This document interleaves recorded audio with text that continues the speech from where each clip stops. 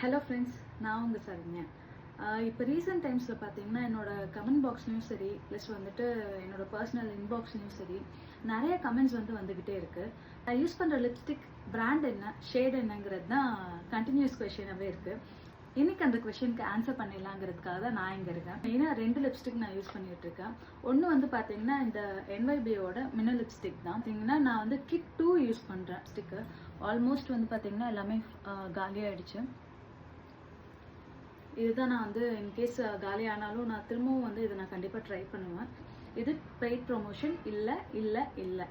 Plus நான் இன்னொரு லிப்ஸ்டிக்கும் use பண்ணுறேன். அது வெளியே பர்சனலாக ஏதாவது வெளியே போகிறேன் அப்படிங்கிற டைமில் பார்த்தீங்கன்னா நான் இந்த லிப்ஸ்டிக் யூஸ் பண்ணுவேன். இது பார்த்தீங்கன்னா அதே NYBயோட ரன்வே லிப்ஸ்டிக் தான்.